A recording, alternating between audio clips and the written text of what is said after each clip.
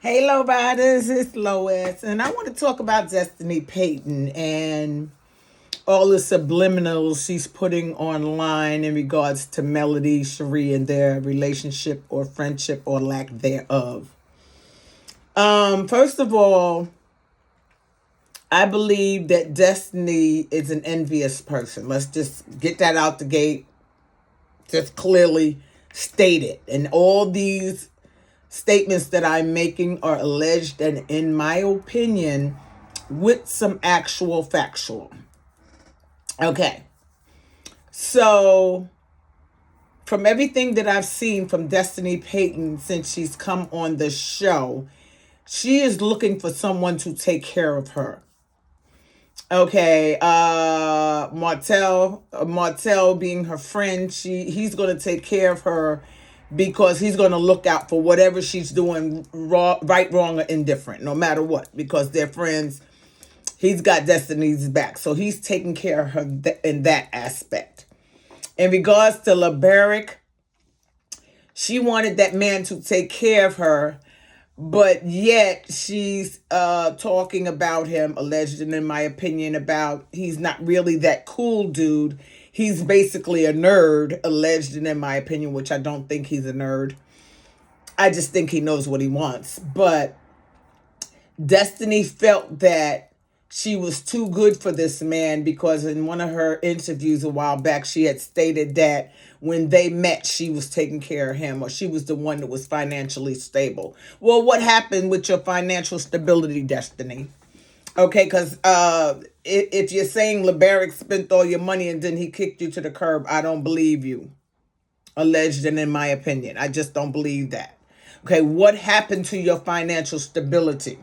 Why is it that you can't get up and take care of yourself and not expect someone else to do that for you? That is not their job. It is no one's job to take care of you. Your responsibility is to yourself first, and then your offspring or whoever your not father, but significant other, whatever the case may be. And from everything that I'm seeing, I don't see that you have that capability of being the type of woman that would be willing to be in it to win it.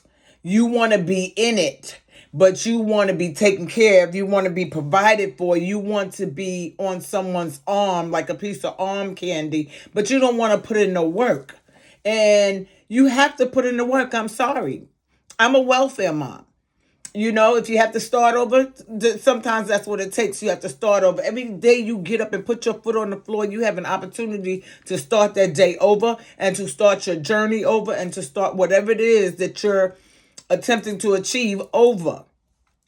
What I get from you and LeBaric, there has been some infidelity, alleged, and in my opinion, I do firmly believe that there was some infidelity, and it probably was happening for a long time, but he chose you and he decided you were the woman that he wanted to make a life with, but you didn't choose him.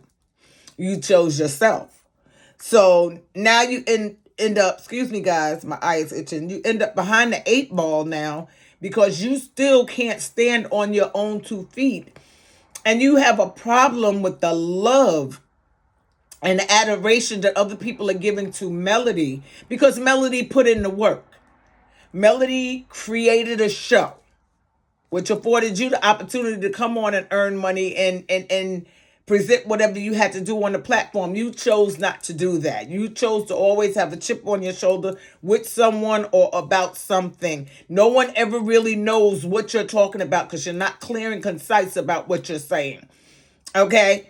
Why did fucking LeBaric leave you when that baby was 65 days old? Why? Why did he leave you?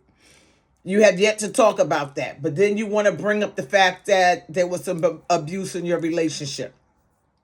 I don't ever want to discount anybody's abuse, but I have a hard time believing you because you decided that you don't want to report him or tell on your child's father because there's no answer to the because. You know what I'm saying? So nothing you're doing at this juncture makes any sense. Regarding your relationship with Moses, you were a fucking booty call, Destiny, period. Okay, I don't care how many times you flew out to see him. It was on the weekends. Okay, and this is from coming from your mouth. Every weekend you flew out for 8 months to see him, but he was the one that was paying for the ticket. Now, wasn't he? You were a booty call. And you knew you were a booty call. You weren't trying to establish a relationship with this man because you weren't there on the times that he needed you to be there. And then when he didn't show up for you, you got an attitude. Okay? So you have a relationship with a man that is strictly behind closed doors because you come to see him, excuse me, and he has a place for you to stay. So you can duck and hide and cover your head up and be with him throughout that weekend.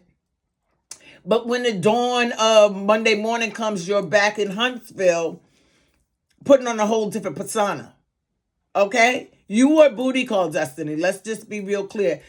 Moses was not your man. He was the man that you were using at the time because you saw that he was successful and there was things that he could do for you, but the things that you wanted him to do did not align with the things he wanted to do in life long term. You want to look pretty, you want to go out to ceremonies, you want to go out to drink, you want to go out to party, but you don't want to do what it takes to build a home and a foundation together. You just want to look pretty. That's not a relationship, Destiny. Okay, that is not a relationship. Okay, you're walking around here pretending that you're all mad because we know you're not really mad. You're not real. You knew Moses wasn't your man. Okay, Sonny's overreacting about all of this, but I understand why she's overreacting because everybody's coming for her from 96 different directions. But Moses was never your man, Destiny. And the reason he wasn't your man because you did not make a commitment to him. You said y'all had conversations. Okay, but there are things in those conversations that he wanted to do, and that's what he was working towards, where you had another goal in mind. You know what I'm saying? Your goal was to, like I said, just be the center of attention. You can be the center of attention, but still achieve the things that you're supposed to achieve or that you want to achieve in your life. And that's why I feel that you have so much envy for Melody.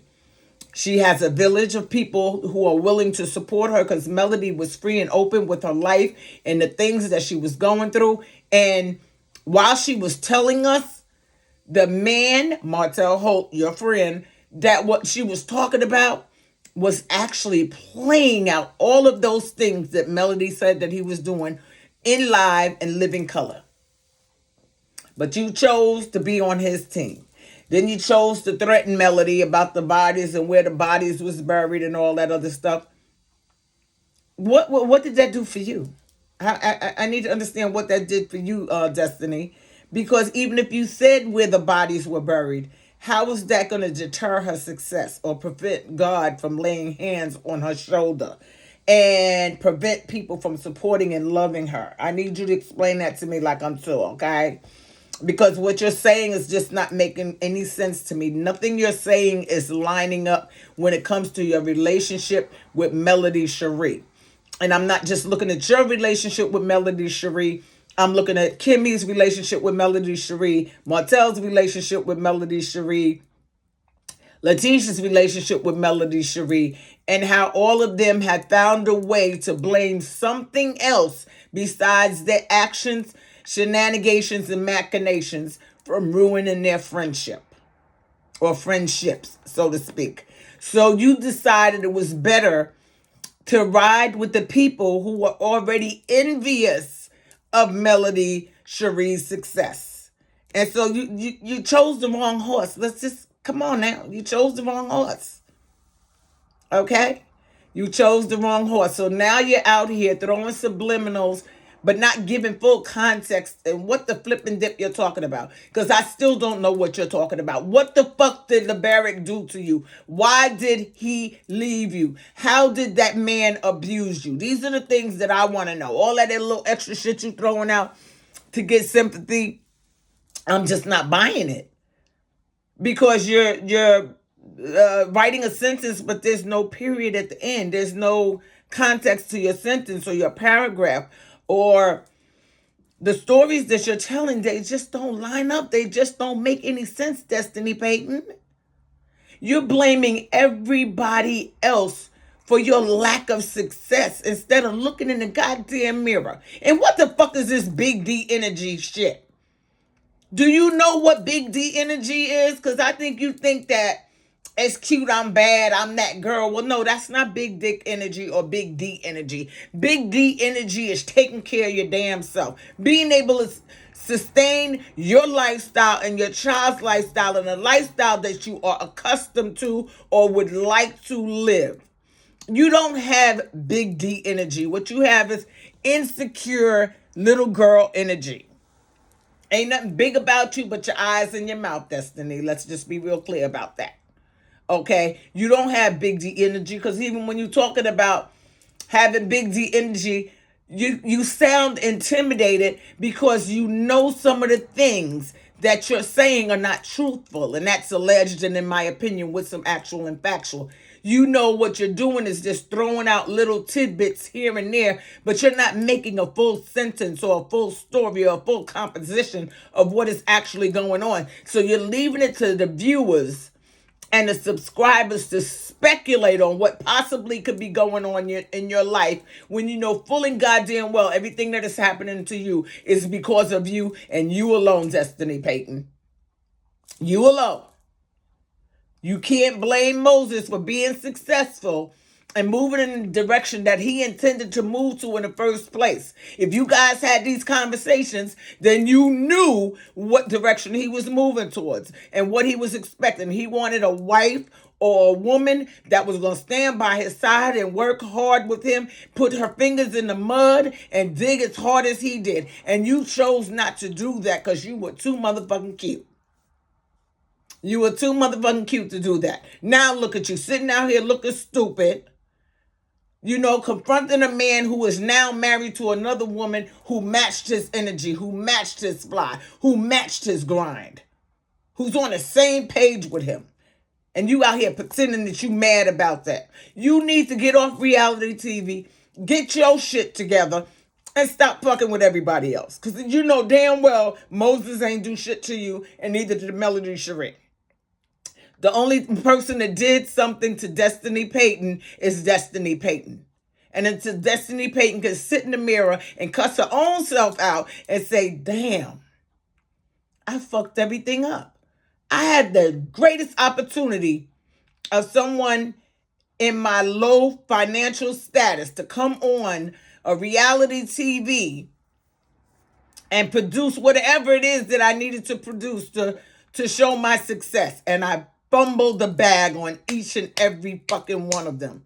What's up with your singing career, Destiny? What's up with the real estate career, Destiny? What's up with the selling lottery tickets, Destiny? Okay? You had a great thing with Madonna. You were supposed to be the first black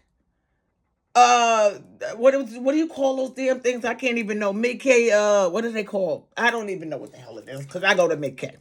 I don't know what they call beauty shop, beauty stores, or whatever the flipping do. You were the first black one in Huntsville, Alabama, a legend in my opinion, and word on the street. And you fumbled that bag because you were walking around being envious instead of going to your friend at the time and asking her, how do I market? How do I move forward? Because you know goddamn well Melody is a marketing genius. And she would have been glad to help you had you not stabbed her in the back, in the left shoulder blade, in the left eyebrow, and in the left toe. You showed what side you were leaning on. And you and Martell Holt are both sitting out there looking like broke dick dogs. That's what you're looking like. Broke dick dogs. Okay? So don't come on these YouTube streets or these Instagram streets or these TikTok or these streets or the Facebook streets and try to grasp sympathy when you're not even explaining what we should be empathetic and sympathetic to. I can't feel sorry for you when I see your machinations as what created the hardship that you're going through. And you have a child to be responsible for. It is no one else's responsibility to take care of your child beside his daddy except yours. And you should be doing everything in your power to make sure that that baby don't ever have to suffer not one day in his life because of his mama's selfishness and her inability to get up off her lazy ass and make a success of herself. I don't give a flipping dip if you have to work at Walmart or Target or McDonald's or somewhere. Start somewhere. Get you some coins in your pocket and then take another step up the ladder rung. But you can't sit at the bottom of the ladder and then expect people to pull you up when you're not doing nothing to push your own goddamn self up, Destiny. It is not our responsibility to take care of you. That is your responsibility. And you walking around here being envious of Melody and talking about the village she has and all the things that she's acquired. She started from rock bottom twice in her lifetime. Okay? When she first got out of college and when she left that sorry-ass piece of man. She has started over. You guys were starting over at the same time. But had you held her hand and allowed her to hold your hand, you probably would be more successful. But you were so busy listening to Martell's jibber jabber in your ears, you couldn't see the forest for the trees. And now you're mad at the entire world. And you still not telling the truth. You're still coming on here acting like you and Moses was 100% in a relationship. Going to see a man every weekend is a booty call. Period. Let's just call a thing a thing. You're going to see him every weekend. He's picking you up at the airport. He is taking you directly to his home. Y'all might go to the bar or go out to dinner or something, but then you're going back to the house, willy bang bang, and then Sunday morning, you out so you can get back to Huntsville and live your different persona. That was not a relationship. That was a booty call. Lo-Ryders, that's all I got to say in this video. Please like, share, and subscribe. Comment on the video. Tell me what you think about what I'm saying. And if you agree with me, and even if you don't agree with me, I appreciate that too. Thank you so much for riding with me, Lo-Ryders. I love you, each and every one of you. Mwah, mwah, mwah, mwah. Peace.